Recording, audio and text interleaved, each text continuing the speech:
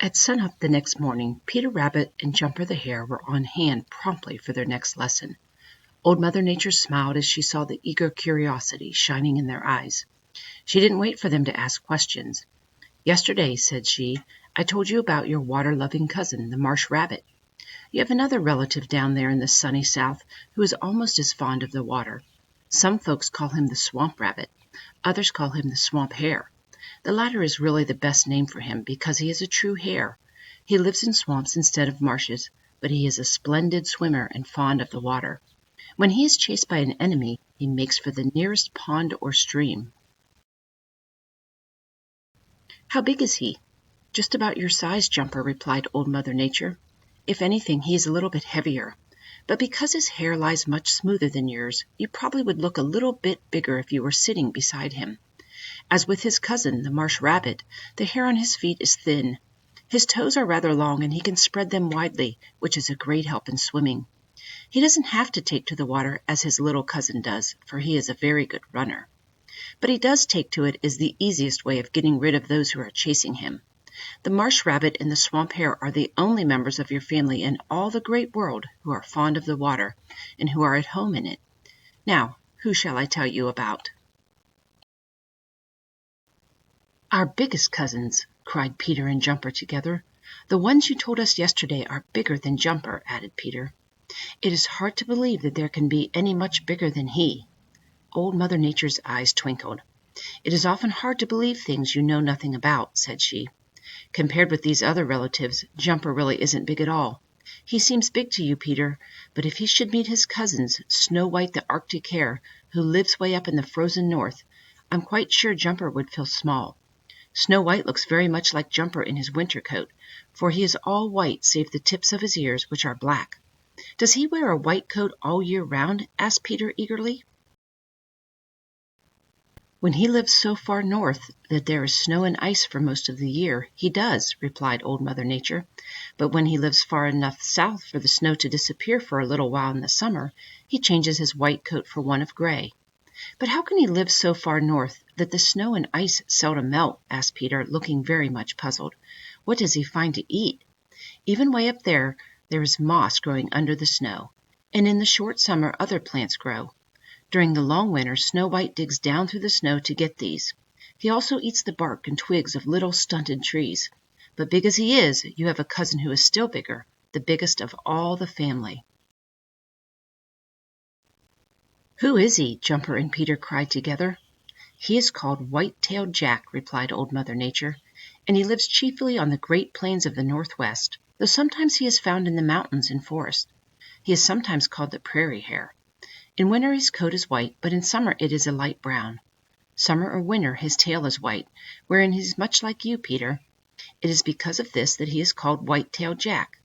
"Is his tail as short as mine?" asked Peter eagerly. Old Mother Nature laughed right out. "No, Peter," she replied.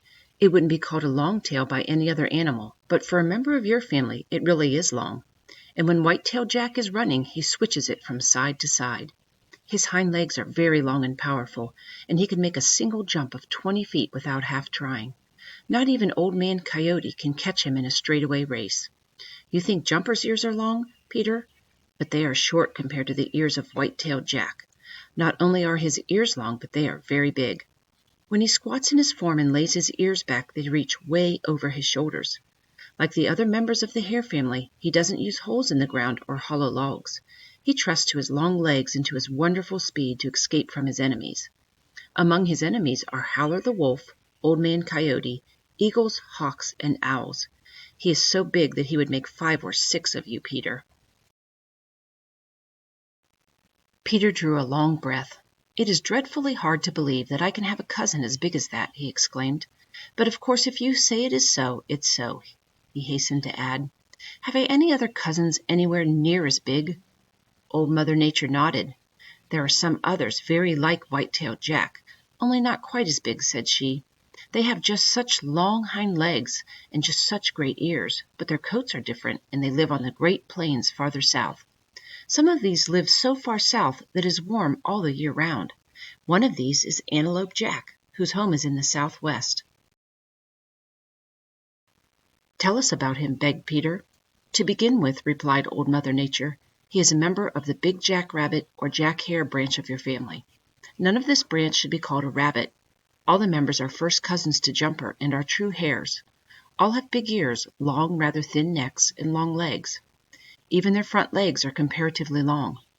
Antelope Jack is probably the next in size to white-tailed Jack. Strange to say, although he lives where it is warm for most of the year, his coat is very largely white. His back is a yellowish-brown, and so is his throat, but his sides are white. The surprising thing about him is that he has the power of making himself seem almost all white. He can make the white hair spread out at will by means of some special little muscles which I have given him, so that the white of his sides at times almost seems to meet on his back. When he does this in the sun, it makes flashes of white which can be seen a long way. By means of this, Antelope Jack and his friends can keep track of each other when they are a long distance apart. There is only one other animal who can flash signals in this way, and that is the antelope, of whom I will tell you some other time. It is because Jack flashes signals in this way that he is called Antelope Jack. In his habits he is otherwise much like the other members of his family. He trusts to his long legs and his wonderful powers of jumping to keep him out of danger. He is not well known as his commoner cousin, plain Jackrabbit. Everybody knows Jackrabbit. Peter shook his head. "I don't," he said very meekly. "Then it is time you did," replied Old Mother Nature. "If you had ever been in the far West, you would know him. Everybody out there knows him. He isn't quite as big as Antelope Jack, but he still is a big fellow. He wears a brownish coat, much like Jumper's, and the tips of his long ears are black. His tail is longer than Jumper's, and when he runs, he carries it down." "I don't carry mine down," Peter piped up. Old Mother Nature laughed right out. "True enough, Peter, true enough," said she. "You couldn't if you wanted to. It isn't long enough to carry any way but up. Jack has more of a tail than you have, just as he has longer legs. My, how he can run! He goes with great bounds, and about every 10th bound he jumps very high. This is so that he can get a good look around to watch out for enemies." "Who are his enemies?" asked Peter. "Foxes, coyotes, hawks, eagles, owls, weasels, and men," replied Old Mother Nature. "In fact, he has about as many enemies as you have." "I suppose when you say men, you mean hunters," said Peter. Old Mother Nature nodded. "Yes," said she, "I mean those who hunt him for fun and those who hunt him to get rid of him." Peter pricked up his ears. "What do they want to get rid of him for? What harm does he do?" "When he lives far away from the homes of men, he does no harm. But when he lives near the homes of men, he gets into mischief, just as you do when you visit Farmer Brown's garden." Old Mother Nature looked very severe when she said this, and Peter hung his head. "I know I ought to keep away from that garden," said Peter very meekly, "but you have no idea what a temptation it is. The things in that garden do taste so good." Old Mother Nature turned her head to hide the twinkle in her eyes. When she turned toward Peter again, her face was severe as before. "That is no excuse, Peter Rabbit," said she. "You should be sufficiently strong-minded not to yield to temptation. Yielding to temptation is the cause of most of the trouble in this world. It has made man an enemy to Jack Rabbit. Jack just cannot keep away from the crops planted by men. His family is very large, and when a lot of them get together in a field of clover or young wheat, or in a young orchard where the bark on the trees is tender and sweet, they do so much damage that the owner is hardly to be blamed for becoming angry and seeking to kill them. Yes, I am sorry to say, Jack Rabbit becomes a terrible nuisance when he goes where he has no business. Now I guess you've learned sufficient about your long-legged cousins. I've got a great deal to do, so skip along home, both of you." "If you please, Mother Nature, may we come again tomorrow?" asked Peter. "What for?" "Haven't you learned enough about your family?" she said. "Yes," replied Peter, "but there are lots and lots of things I would like to know about other people. If you please, I would like to come to school to you every day. You see, the more I learn about my neighbors, the better able I will be to take care of myself." "All right, Mr. Curiosity," replied Old Mother Nature good-naturedly. "Come again tomorrow morning. I wouldn't for the world deny anyone who is really seeking for knowledge." So Peter and Jumper politely bade her goodbye and started for their homes.